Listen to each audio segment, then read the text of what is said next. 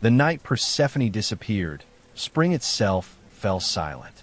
Flowers froze mid-bloom, rivers held their breath, and even the wind dared not move. It was as if the world had sensed the hand of destiny stretching into the mortal realm.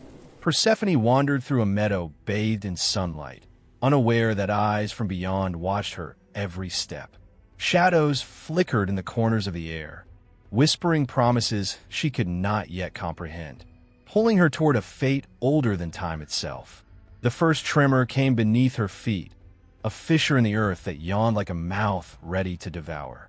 Hands of darkness, long and spectral, reached upward as a voice, smooth as obsidian, whispered her name. Hades, lord of the underworld, emerged not as a tyrant, but as inevitability itself. The world around her blurred, sunlight fading into shades of deep violet and black.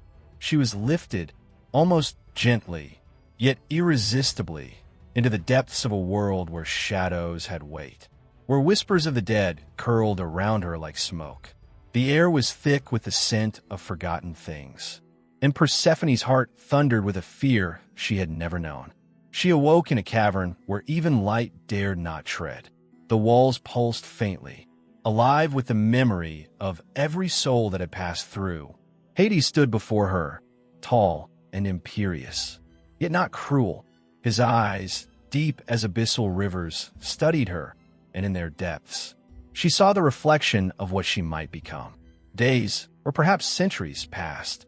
Time was a different language here, measured in whispers and echoes. Persephone learned the rhythm of the underworld, the subtle power that flowed through its shadowed veins. She realized that fear was not a chain, but a key. And yet, a part of her longed for the sun, for the warmth that seemed a memory of another life. Demeter, goddess of harvest, and her mother, tore through the skies in search of her daughter. Famine spread across the mortal world, crops withered, rivers dried, and humans prayed for a return they could not guarantee. But in the underworld, Persephone's understanding of darkness grew. She walked through halls lined with the bones of ancient kings and queens, with spirits murmuring secrets only she could hear. They spoke of choices and power, of lives measured not in days, but in influence. And in the silence of a throne room carved from obsidian, she made her first choice. She would not remain a victim. Hades approached her then, his presence a weight that pressed against her very soul. "Persephone," he said, voice like the rolling of mountains, "you may resist, or you may see what lies beneath. You may remain who you were, or become who you were always meant to be." She looked into his eyes and saw not a captor, but a reflection of possibility. The shadows whispered again, offering visions of power, of dominion over a realm beyond mortal comprehension. And for the first time, Persephone did not fear. She touched the pomegranate that lay before her, seeds black as midnight, glossy and tempting. One bite, and the threads of fate twisted irrevocably. Each seed burned with knowledge, each bite a claim upon destiny. She felt the underworld itself bend to her will, and in that moment, the maiden vanished. In her place stood a queen, radiant in her dark majesty, her eyes glinting with the promise of spring and shadow intertwined. Her return to the surface was not triumphant in the mortal sense. The world continued as if nothing had changed, yet every blade of grass, every whisper of wind acknowledged her passage. She was no longer the girl who laughed in sunlight. She was a force neither to be bound nor ignored. Mortals caught glimpses of her, and those glimpses haunted their dreams. Hades observed from his throne below, a faint smile shadowing his face. Persephone had embraced her duality, and even he, Lord of Death, felt the tremor of respect. Seasons shifted with her presence. Where once spring blossomed without thought, now it came with a subtle awareness, a balance between light and darkness. Mortals felt both the warmth of growth and the chill of mortality in her gaze. In the underworld, she walked among the shadows as queen, issuing justice tempered by wisdom, commanding respect from souls both willing and unwilling. Her throne was forged not by fear alone, but by understanding, the mastery of choice, the courage to embrace destiny rather than flee from it.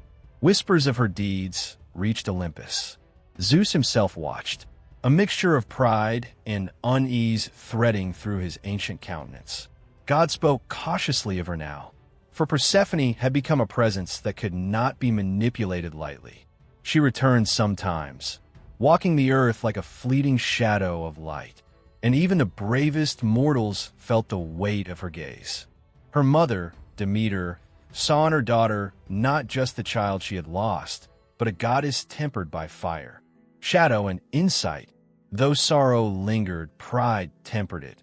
Persephone had transcended the mortal coil of her own story. In the deep halls of the underworld, Persephone sometimes lingered in quiet meditation.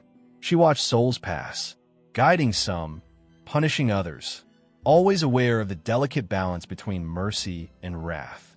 Hades approached, silent as stone, and together they ruled a domain neither wholly light nor dark, but something more profound, a kingdom where life and death danced in eternal cadence. In these moments, Persephone realized that power was not merely seized, it was embraced, shaped by the trials of shadow and the resilience of spirit. Legends began to form among mortals. Farmers whispered prayers not only for the fertility of the land, but for the favor of the queen who held dominion over both growth and decay. Scholars spoke of her in hushed tones, painting her as the goddess who walked the threshold between worlds. And in every telling, her story carried the same essence. A girl taken by darkness, who returned not broken but sovereign, commanding the balance of all things with quiet, unassailable authority. Her journey was not without cost. Love and loss intertwined in the corridors of her heart. The faint ache of mortality lingering even as she moved through eternity. But each challenge, each shadow confronted, only strengthened her resolve. She learned that fear was a companion, not an enemy, and that embracing the unknown was the path to mastery. Mortals and gods alike learned to tread carefully in her presence. For Persephone's gaze bore both the gentleness of spring and the inevitability of shadow. In time, stories of her reign became legend. The underworld flourished under her guidance, a realm of justice and power tempered by wisdom. Mortals respected her from afar, and even the gods could not ignore her influence. The seasons themselves seemed to heed her presence, each bloom and wither a testament to her duality. And yet, despite her dominion, Persephone remained enigmatic, a queen whose heart beat in rhythm with both shadow and light, whose choices shaped destinies seen and unseen. The world learned that she was no longer a maiden of spring. She had become something eternal, a force of balance and mystery, a goddess whose story would echo through the ages. And when mortals dared to speak her name aloud, a shiver ran through the air, a reminder that Persephone walked among worlds, sovereign over life, death, and the spaces between. Her legend endured, not as a tale of loss, but as a testament to transformation, power, and the haunting beauty of embracing one's true self. Persephone stood at the threshold of the underworld, gazing at the world she once knew. She smiled, a curve of shadow and light, knowing that she had transcended the fate written for her by others. The wind carried whispers of her journey, the bloom of spring and the hush of shadow intertwined. No mortal dared approach without reverence. No god could act without caution. She had become the queen not merely of a realm, but of the balance itself. In the silent spaces between life and death, she waited, watched, and ruled, ever sovereign, ever eternal. And so the story of Persephone endures, a tale of darkness embraced, power claimed, and destiny rewritten. The Maiden of Spring became the Queen of Shadow, her journey a masterpiece of transformation, suspense, and indomitable will. To meet her gaze is to understand that fear is but a doorway, and true strength lies in stepping through it. Step further into the shadows, like, share, and subscribe, if you dare to follow the queen who walks between life and death.